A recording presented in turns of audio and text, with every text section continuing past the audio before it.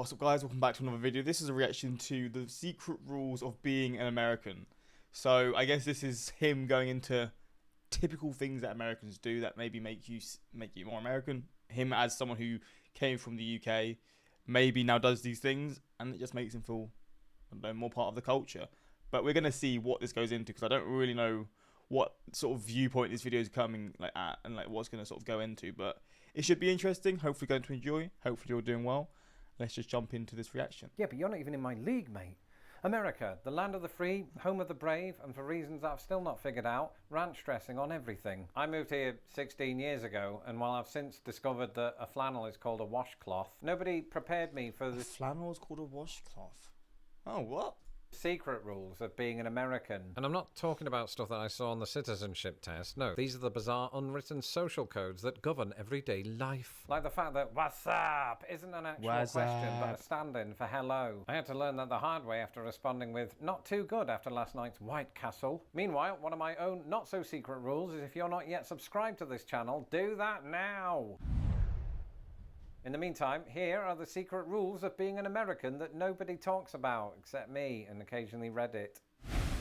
The power of the front porch wave. In recent times, I've become... So I guess, I mean, having a front porch in general is quite an American thing because you don't really have that in the UK. Aware of a particular American, or perhaps even midwestern phenomenon, the front porch wave. This one appears to be most common in the suburbs. On several occasions since I moved into this house, I've been walking through my neighborhood, you know, minding my own business, when suddenly a stranger who's sitting on their porch will raise their hand and wave at me. My British instincts kicked in, and I immediately thought, do I know this person? Did I miss a social engagement? Do they have posters of me on their wall? Of course, it turns out I didn't know them. In America, you wave at people that you don't know. It's just a sign of neighborliness. Stop generalizing Americans, Lawrence, because only a total weirdo would wave at a stranger. And I've just realized I'm pointing at a stranger. But the first few times it happened, What the fuck? I panicked and waved back with all the confidence of a hammer covered in milk.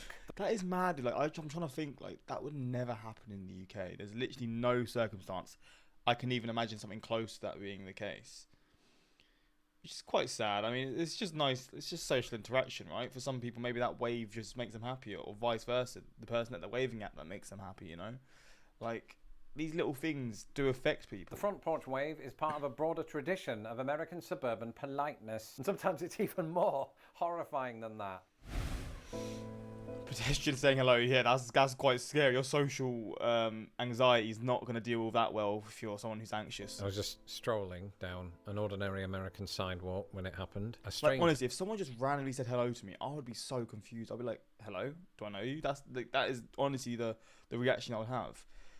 And I guess in the US, if someone does that, it's just commonly known as just like a sort of like just a hello, a random hello, like a stranger would just say hello. Again, these sorts of things, I can imagine they affect people in a positive way. Like, these little things will help. Someone I had never met, had no prior connection to, and honestly had no logical reason to interact with, looked me in the eye and said, hello.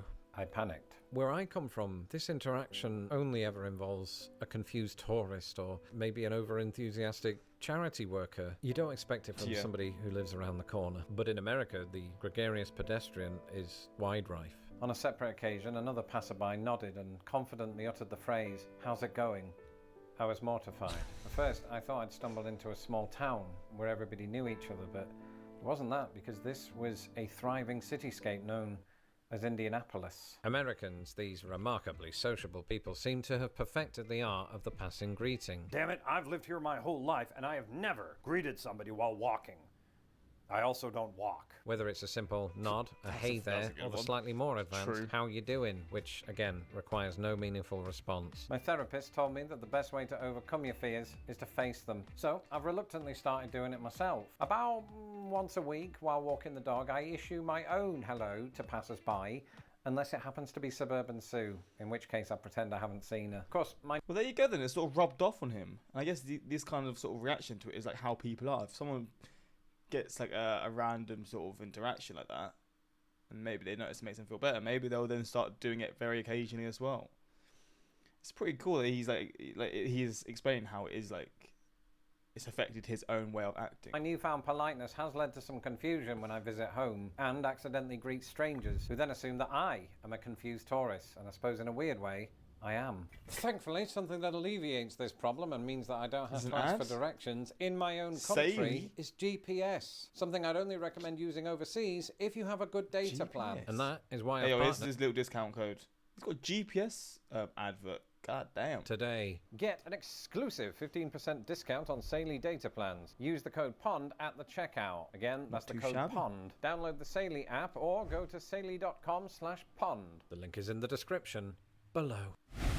Small talk. This is all chat. It's Small all social. talk in Britain usually consists of two people agreeing that those clouds over there don't look too good, do they? If you took away weather from the national The weather's discourse, nice. British people would recoil in horror at the mere thought that small talk is even happening. But in America, small talk is like the 5th most popular sport, just ahead of soccer. Some Americans will talk to anyone, anywhere, about anything. Except for the millions who do not, because talking is overwhelming and people are dumb. Standing in line at the grocery store, expect a full conversation about your purchases, your weekend plans, and occasionally whether or not you're that guy from YouTube. At first, I didn't know enough small talk to keep up, which forced me to Google, what does "de bears" mean? The trick, though, is mastering the right topics. Food? Safe. Sport? Absolutely. But never, and I mean never, bring up politics. Unless that person has a bumper sticker that you happen to agree with, then it's fine. No, I don't want to make it sound like Americans aren't capable of deep conversation. I mean, I've been the subject of many. It's just they've also turned surface-level chatter into an art form. And it's only once you've mastered it yourself that you can bring up the important stuff like, hello, where can I get edibles for a friend that's into that sort of thing? He's still on the phone. Did you hear that just now? Right, I'm trying to make a video, so can you hang up? We'll get mommy and daddy to hang up then. But over time, I've come to appreciate American small talk for what it is. It's basically about building a brief human connection, or destroying one if they don't get British sarcasm. Personal space. If there's one thing that Americans guard more fiercely than their freedom, it's their personal space. In Britain, we're used to cosy queues and cramped public transport, but in America, there seems to be an invisible bubble around everyone. If you stand too close to somebody at the grocery store, they'll give you a look usually reserved for pickpockets or my wife's cousin Chad. This obsession with space extends to every aspect of life. Cars are bigger, roads are wider, and personal space isn't just a concept, it might as well be a constitutional right. Am I right? You obviously didn't go to school here. Back when I was a stage actor, I thought it would be perfectly fine to hug everybody after the show, which is the only time that hugging is acceptable in Britain. But the American actors just weren't into it, and honestly, neither was I, so absolutely no one won. If you stand too close while chatting, the other person will slowly retreat, especially if you've run out of Old Spice. And if you think this is somehow a criticism, think again. Because I also like my space. I mean, why do you think I keep you all 6 feet away from the camera? Those pearly whites. There we go. Yes, the infamous Teeth. I could be getting my teeth done. I mean, I don't know if it looks much different, but I am getting a filling in, like, literally this time next week on Thursday. 2 fillings, actually. But it's my first time at the dentist for years. I don't know if I've said that before about how I've not gone to the dentist for a long time because they just shit me up. But my friend works there and I was like, fuck it. So I might get them whitened as well. But obviously, I don't know how white I'd want them, but yeah. I'm on board, you know? Although my teeth are quite white. They're not terrible. But it could be better. American smile, a beacon of warmth, friendliness, Like, look at and dental fuck it, ensure. bro has the most perfect teeth. Let's compare. Bloody hell, man. Yeah, he's got the most perfect pearly whites. Now, I'll admit, I don't encounter beaming grins ever since I moved to Chicago, but in Indiana, people would flash them pearly whites all the time. They don't speak like that. I mean, all teeth look immaculate to a British person. And such smiles might be accompanied by a greeting, such as, oh my god, are you British? Or, hello, welcome to Applebee's. Actually, when it comes to this particular stereotype of Americans, restaurant servers do a lot of the heavy lifting. Americans that I've known who've worked as waitstaff often tell me that they have to force this smile when, for instance, a customer thinks they're being original by saying, my beer glass has a hole in the bottom.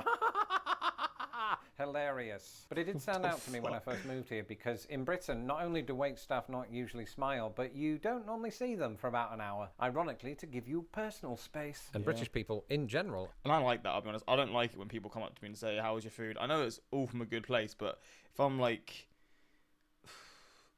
eating, I'm flipping, I don't know, some ribs or something, right? And I'm like eating them, I'm fully indulged, and I'm just asked, how's the food? With my mouth full and, like, you know, barbecue sauce all over me.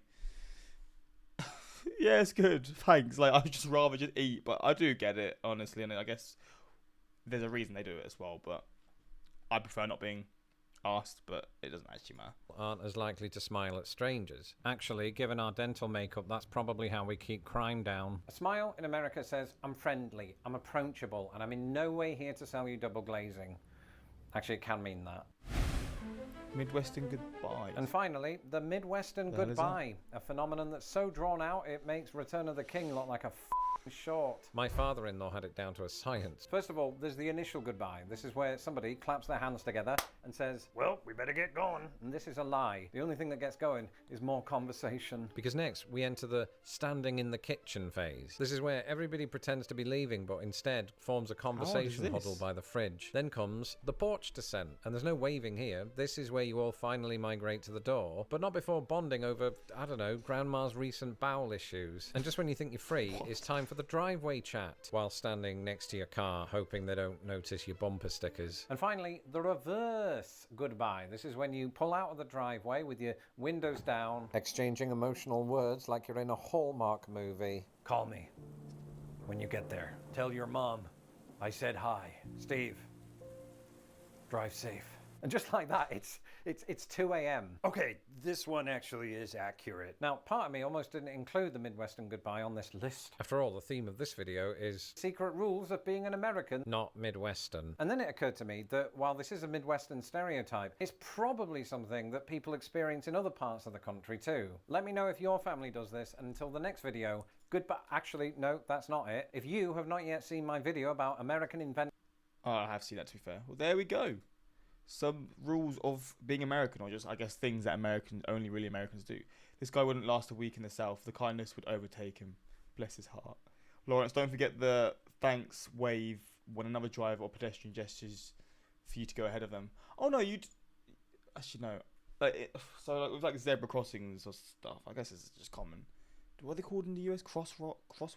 Crossroads? I think crosswalks. Where basically cars have to stop for you to cross. Is this what they're on about or not? I don't know, like, a hand. Like, I think in the UK, like if you're in like your car, you'll sort of put your hand up like that, or like that. Just like, yeah, I think that's sort of a UK thing as well. Although maybe it's more common in the US, I don't know. It's true. If you make eye contact with a stranger, you're obligated to acknowledge them, either verbally or with a smile, and or nod. Said nod can be in either direction. It's easier speaking to strangers because I have zero connection to them and can walk away with no lasting responsibility. There you go. But yeah, hopefully you guys enjoyed this reaction. This is an interesting look into this. And yeah, let me know your thoughts on this. Do you agree? Do you disagree? And yeah, that's pretty much it. Until next time, subscribe. Peace.